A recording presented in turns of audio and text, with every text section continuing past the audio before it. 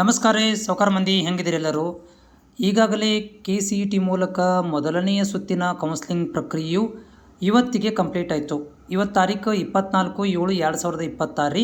ಇವತ್ತಿನ ತನಕ ಏನು ಅಪ್ಡೇಟ್ ಮಾಡಿದಾರಪ್ಪ ಅಂತಂದರೆ, ನಿಮ್ಮಗಳಿಗೆ ಮೊದಲನೇ ಸುತ್ತಿನಲ್ಲಿ ಸೀಟ್ ಮ್ಯಾಟ್ರಿಕ್ಸ್ ಬಿಟ್ಟು, ಆಪ್ಷನ್ ಎಂಟ್ರಿ ಬಿಟ್ಟು, ಮೂಕ್ ರಿಸಲ್ಟ್ ಕೊಟ್ಟು ಮತ್ತು ಫೈನಲ್ ರಿಸಲ್ಟ್ಗಳನ್ನು ನಿಮಗೆ ಡಿಸ್ಪ್ಲೇ ಮಾಡಿ, ಫೈನಲ್ ರಿಸಲ್ಟ್ ಬಂದ ಮೇಲೆ ಅವುಗಳಲ್ಲಿ ನಿಮಗೆ ಚಾಯ್ಸ್ 1, ಚಾಯ್ಸ್ 2, ಚಾಯ್ಸ್ 3, ಚಾಯ್ಸ್ 4ಗಳನ್ನು ಆಯ್ಕೆ ಮಾಡ್ಕೊಳ್ಳಿಕ್ಕೆ ಆಪ್ಷನ್ಗಳನ್ನು ಕೊಟ್ಟು, ಅದರಿಂದ ನೀವು ಎನ್ಕರೇಜ್ ಆಗಿ ಅದರಲ್ಲಿ ಯಾವುದಾದ್ರೂ ಒಂದು ಆಪ್ಷನ್ ಸೆಲೆಕ್ಟ್ ಮಾಡಿಕೊಂಡು ನೀವು ಕನ್ಫರ್ಮೇಷನ್ ಸ್ಲಿಪ್ಪನ್ನು ಡೌನ್ಲೋಡ್ ಮಾಡಿಕೊಂಡು ಪೇಮೆಂಟನ್ನು ಮಾಡಿ ಕಾಲೇಜುಗಳಿಗೆ ಹೋಗಿ ಅಡ್ಮಿಷನ್ ಆಗಲಿಕ್ಕೆ ಇವತ್ತಿಗೆ ಸಂಪೂರ್ಣವಾದಂಥ ಪ್ರಕ್ರಿಯೆ ಮುಗೀತು.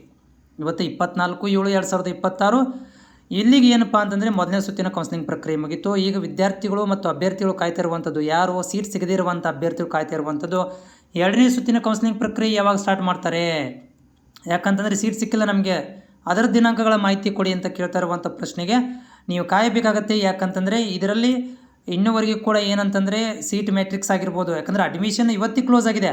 ನಾಳೆಗೆ ಏನು ಮಾಡ್ತಾರೆ, ಪ್ರೈವೇಟ್ ಕಾಲೇಜಿನವರು ಮತ್ತು ಗೌರ್ಮೆಂಟ್ ಕಾಲೇಜಿನವರು ಡಾಟಾಗಳನ್ನು ಪರಿಶೀಲನೆ ಮಾಡಲಿಕ್ಕೆ ಸ್ಟಾರ್ಟ್ ಮಾಡ್ತಾರೆ.